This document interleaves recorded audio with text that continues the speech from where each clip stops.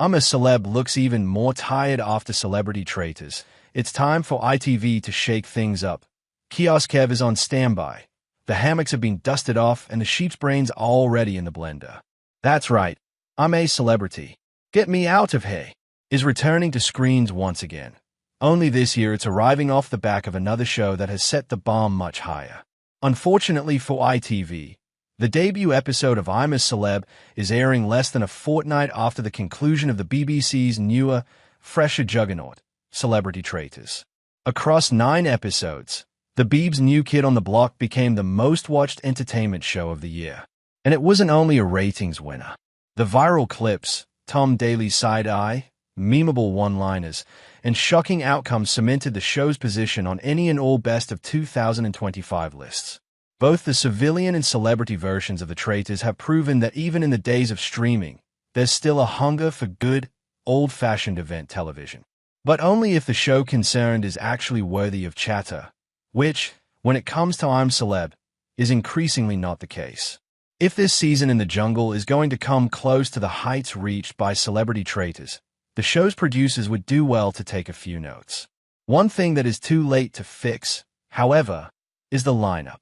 Announced today, it includes an underwhelming and predictable collection of soap actors, Nepo babies, and no fewer than 4 Strictly stars. Thankfully, ITV has stopped casting politicians looking to jumpstart their redemption arc. But quite frankly, that's the bare minimum. I'm a Celeb 2025's motley crew of stars are lovely people, I'm sure, but it's not exactly an exciting group. Take Ruby Wax.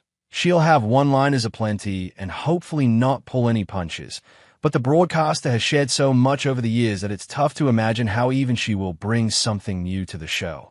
By comparison, Celebrity Traitors was swimming in A-list names, many of whom you'd never expect to see on reality TV.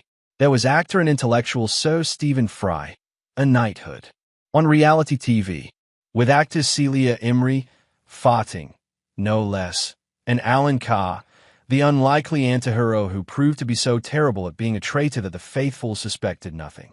All hope is not lost, though. I'm a Celeb does have 2 joker cards to play. Its presenters, Ant and December, have fronted almost every single episode.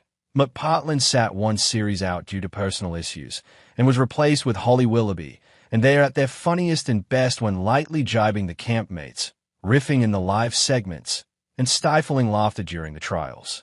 Their brand is entirely different to the soft-spoken mystery of Claudia Winkleman, but it's hard to imagine I'm a Celeb without its regular hosts. What needs changing then isn't the presenters, it's everything else. If bosses want I'm a Celeb to have even a fraction of Celebrity Traitors' cultural impact, they need to find a way to make jungle life more unpredictable. Take the series premiere. It's usually a bloated offering. This week's will clock in at a feature-length 1 hour and 35 minutes. Which sees the celebs meet one another over flutes of champagne and gourmet party snacks. Ant in December will then arrive and the group will be split into teams, or pairs, before taking on the first challenges while en route to the campsite.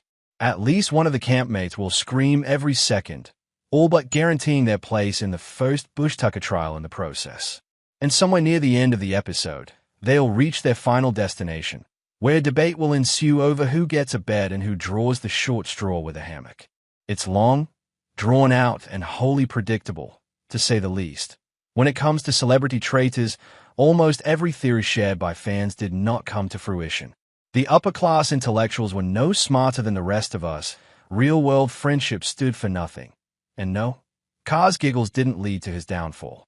It's the unpredictability that makes for genuinely exciting viewing.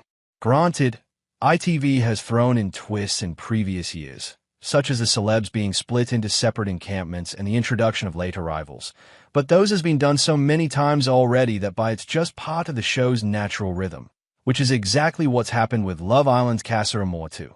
Celebrity Traitors worked because it unsettled its cast and threw them into situations they couldn't plan for, which is admittedly much easier when you're on Series 1. But surely having seen the BBC's huge success, I'm a Celeb bosses will be thinking a little harder about what might constitute a curveball. Ditching the formulaic structure of each day in camp would be a start. The bush tucker trials are arguably too integral to the program to be messed with, but the Dingo Dollars excursions could surely be improved upon. The tasks themselves are easy, if time-consuming, and the only jeopardy comes when the campmates have to answer the question of the day. And though recent I'm a Celeb viewing figures are nowhere near the previous highs, ITV gives each series so much prominence and a hefty enough marketing budget that it will always pull in a decent number of viewers. But perhaps these steady figures have contributed to the complacency. Maybe it's time to introduce some Traitors-esque rivalries and pit the stars against each other more often. I'm a Celeb is supposed to be about survival after all.